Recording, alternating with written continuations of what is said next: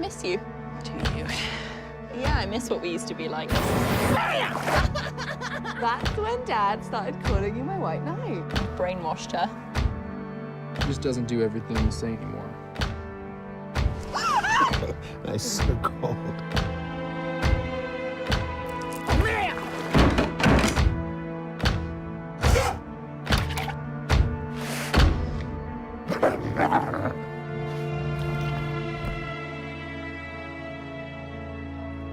I have to tell you something, and I don't want you to freak out. Why would I freak out? It's about Dylan, okay? Don't get angry.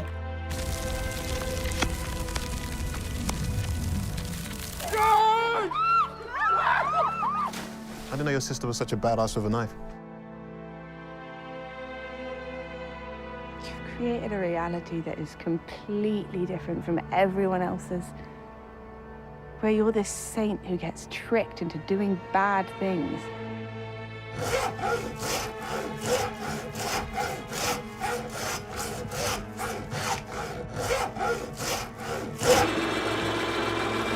Don't fucking touch me, babe. Don't fucking touch me.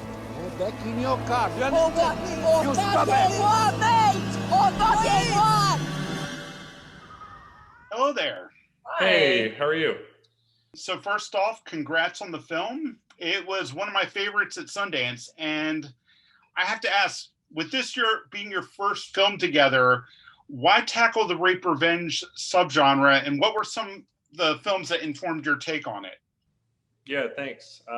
So yeah, we met at the TIP Talent Lab in 2015, and at the time we were just both making our own shorts, and but I think we were secretly looking for a collaborator, and we decided to make some shorts together as a directing team. And we started to notice a common kind of theme throughout our work. And it was really inspired by our own personal experiences of trauma and abuse in our past. And I think Violation is really the culmination of all of those ideas. And for us, we wanted to try to capture the visceral experience that the body goes through when you're dealing with post-traumatic stress. And within the subgenre of rape revenge films, we're so used to seeing wish fulfillment, and the climax of the movie is this cathartic, emotional, very like sensational moment where we cheer on as the protagonist goes through with this horrific thing. And instead, though, we're far more interested in the grisly nature of revenge. What are the consequences of revenge, and how does it erode your morality, and what does it do to you emotionally and psychologically? Yeah, I think in terms of the what films we were inspired by at the time, it was really films that kind of didn't sit in a particular genre. So films that were maybe a horror film, but also a film about grief, like Don't Look Now, or something where it's a mystery with horror undertones like Cachet, but it's also kind of this domestic drama. Because we knew that we wanted to say something about sexual assault, but also we wanted to say something about family and about trauma within families, and how that can really shape how you see people and shape the actions that you take. And one thing we noticed within the subgenre is there's something really problematic that happens where the only way a victim can be made whole is by murdering their perpetrator. And that was just not true to our experiences. And instead, it's really, the film is all about the challenge of coping with residual trauma, how trauma is always there, you have to live with it every day, and you're brought back to it. It's a sensory experience. Yeah, so one thing I loved about the film was how it explores what some perceive as gray areas in sexual assaults, with the relationship between the two close friends with some inner romantic intertangling, but it manages to keep it very black and white in cause and effect. How much work was put into keeping those lines clearly drawn, and how was that all settled? Was it settled in the script process, or was it something that you were working on throughout the film from the shoot to the edit to make sure that the cause and effect is like completely there? Yeah, it was always very important for us for this not to be a film about just a hero and a villain. Yeah. it was much more, we wanted to say something about these kinds of bad things happen to people who are complicated. Yeah. And that doesn't make it less bad what's happened to them. So we knew that we wanted the sexual assault to be explicitly a sexual assault. We didn't want there to be ambiguity there in terms of what is done to her is something that is awful. But then the way that she deals with it, the way that he deals with it, and their relationship prior to it, definitely we wanted that to make things complicated, because our experiences are complicated and life is complicated. And I think when you see films that make these kinds of situations completely black and white, it's easy to then to see life as very black and white, and to approach someone who who's been raped or assaulted or abused in those black and white terms. And I think that we really hope that we're creating or adding to a conversation about how do we deal with these things that are more complicated. For example, it was very important to us from the script stage that she kisses him by the fire. And we definitely got the note many times to not have her do that. But for us, it was important to say, yes, she does have she does kiss him in that moment. She does have a lapse of judgment, but that's not an invitation for what happens. Yeah, I thought that was great how you managed to do that, because things aren't black and white, and the way she handled it. And I love how she even says, I'm not a great person. And, these are real people. And it felt very authentic to me. So the other piece that I really sort of enjoy, as much as you can enjoy about this film, is the relationship between Greta and Miriam, and how that's the real fuel for Miriam to go ahead and do this. Like, it's not the rape revenge, it's she wants to erase Dylan from existence. So I was really curious about that sister dynamic in the film, because I think it really captures the sibling relationship in a way we don't see on screen. And was that something you drew upon personally for that? Or how did that come about? Because I really like that dynamic. That's a great question. Yeah, that's really the heart of the film. Yeah. It's really about these two sisters and what happens when the person in your life that you feel will be there for you no matter what isn't, and they don't support you, and they betray you. It's almost worse than what he does to her. And I think that's was really interesting. I mean, I have a brother and a sister. Madeleine has two sisters. So I think we're definitely drawing from, and I think this is also a through line in our work, is that we're really interested in familial relationships. Mm-hmm. What is the inner dynamics of family, and how does that complicate and challenge the topic? A really pivotal scene in the film for us is the tool shed, because she leaves room for him. She says, we can work this out. So there's this space, because it's her friend, because they have this shared history, there's space there. But it goes, he doesn't take it, he gaslights her. And it's very similar with the relationship with Greta. It's like there's these moments where you can see the film could have gone a completely different direction. But what happens when the person in your life that is supposed to be there for you completely closes the door? Yeah, and I think there's something really interesting and truthful for me as a sibling, in the way that your sibling relationships are shaped when you're a child. So you see them in a very particular light, in a very particular way. You see them as being this type of person, and this is how they're going to react. And you have these conceptions of who they are, and then you move away and you become adults, and quite often you change and you lose those things. But because that was kind of your formative years, you always see them that way. So even if there isn't this room for them to be a new human being, they're always that person, and it can make conflict incredibly difficult and painful. Yeah, I loved how you did that with the timelines, and how it kind of showed the relationship and how it fractured, and how it eventually almost rewrited itself at the end with what happened. So I have to applaud the use of male nudity here, in what I'll just refer to as Dylan scene, because it's most definitely Jesse in there. And when it comes to transgressive cinema, this is like the male insecurity is something that always pops up. Like it's like, I think Gaspar Noé used CGI penis in Irreversible, which is one of the most top of the, rape revenge subgenre films.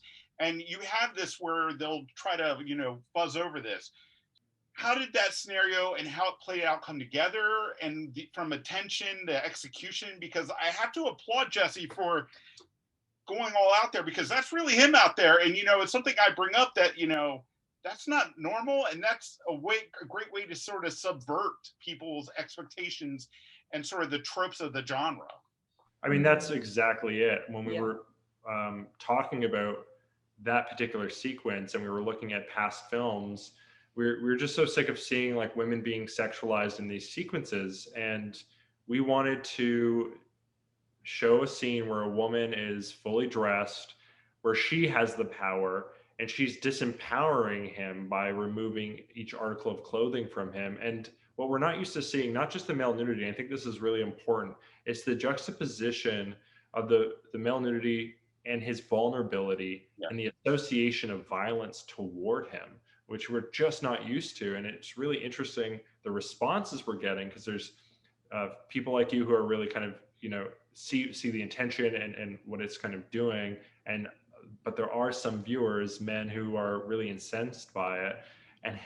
But that's kind of the point. It's like, we don't bat an eye if we're watching a film like this and there's a scantily clad woman running across the screen with a rifle. But even I can think of several scenes in movies where women are in being held at gunpoint or knife point, and they're told to strip, and it's kind of the exact same thing. It's inverted. It's, you're inverting a trope that we're just so used to seeing, and it's shocking. Mm-hmm. It's really startling. And I think, but that's the point. And I think in terms of Jesse, we were very lucky because we worked closely with him on 2 of our previous shorts. So we had built a foundation of trust and respect and transparency. And when we brought him the script, we said, hey, before you read it, there's full frontal male nudity. It's really quite important to us that we're producing it. So we're not going to, there's no censored cut. This is the cut.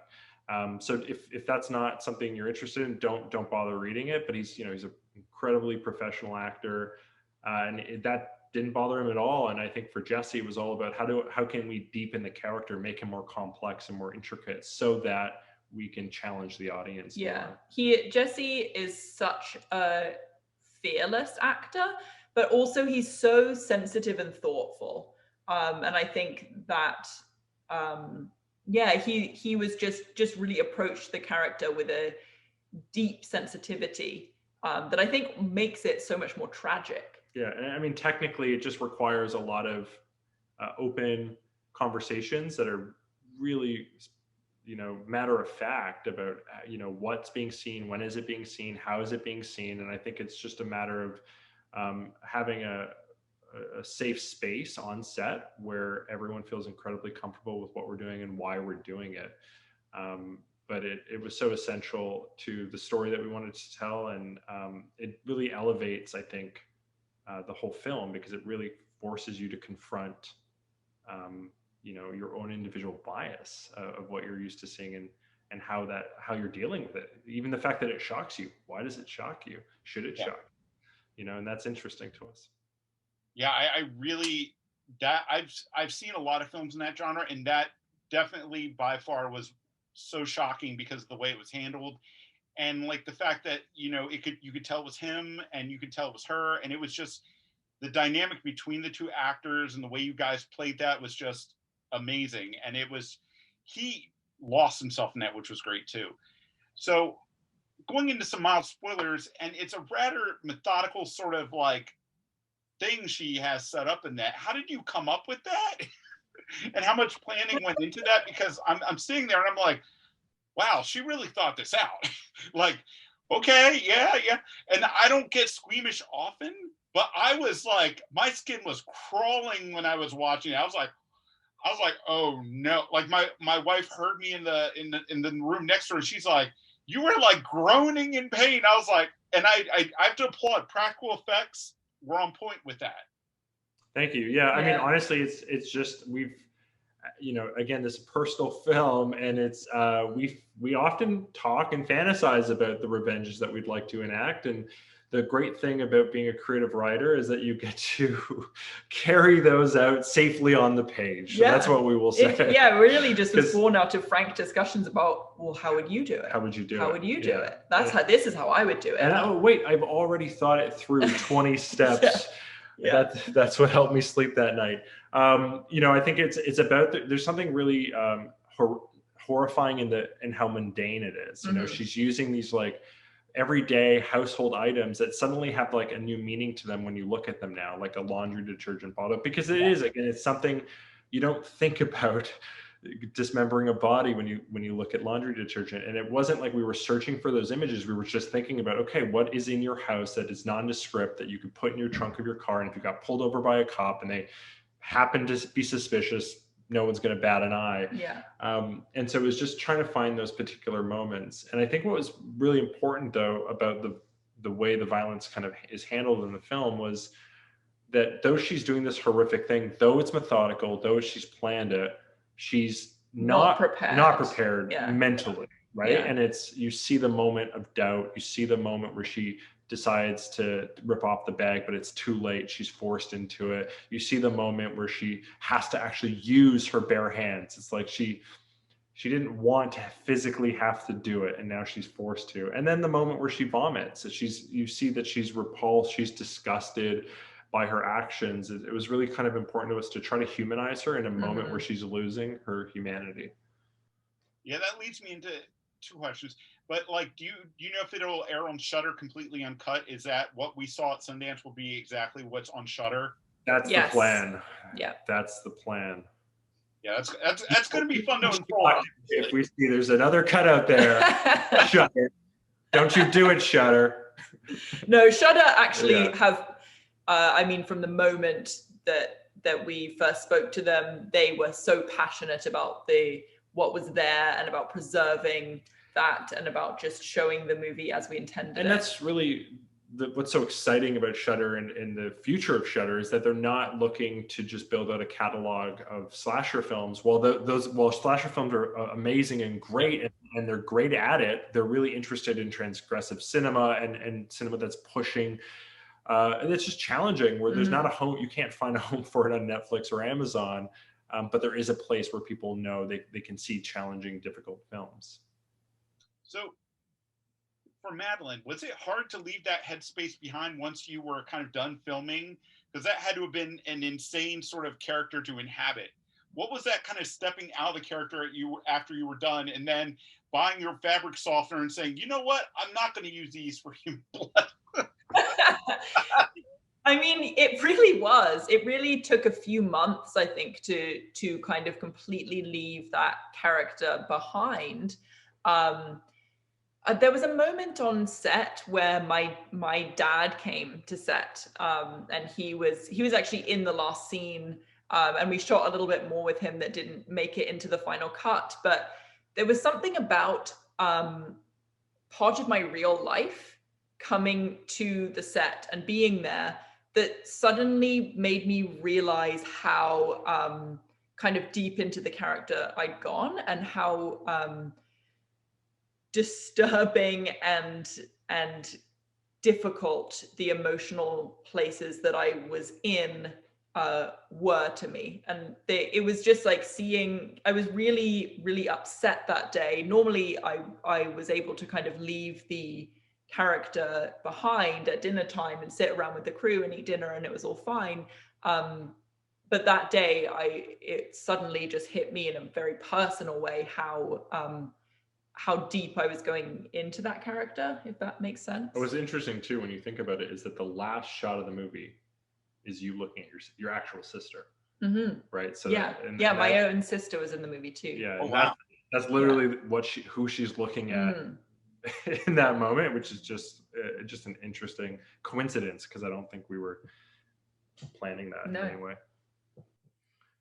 What do you guys have lined up next? Are you gonna do like a romantic comedy? Close. So we, first of all, we're we see ourselves as a creative partnership, so we're exclusively working together on everything That's that we great. do. And we're writing a dark comedy that we're really excited about. It's very different than Violation. We're also writing, but again, from really personal experiences. Yeah, and I think it's about, for us, like, we love so many different kinds of films and genres, and the thing that hopefully will stay consistent in our work is that it will be visceral. It will hopefully surprise you, and we're really interested in relationships. So it's the dynamics that really we find so compelling, and trying to just unpack the complexities of certain relationships. Yeah, well, you definitely hit it with Violation. I loved it, and it definitely was one of the best things. It was the first thing I saw at Sundance, and it just left me a little shell shocked, and I just loved it because I'm a big genre fan, so it hit all the notes, and the way you guys subvert the genre and then bring it back together and then make it about the sisters. I was just like, it's really hard to do something new with this, but they did something really great with this. And I liked it. And then some people are like, well, the character lead wasn't very likable. I'm like, that's what's so great about her. I mean, it's the fact that, these are imperfect people. These are real people, real relationships. And I totally bought the whole thing. And, it's one of those things where you see her even struggle where she's at the hotel and she's kind of having that breakdown, and just digging into that headspace there. Like, would you want to share like some of the stuff that's going through? Because you almost lose, she's methodical up until a point when she runs into that couple and she almost loses it. Like, what was going through her head at the time?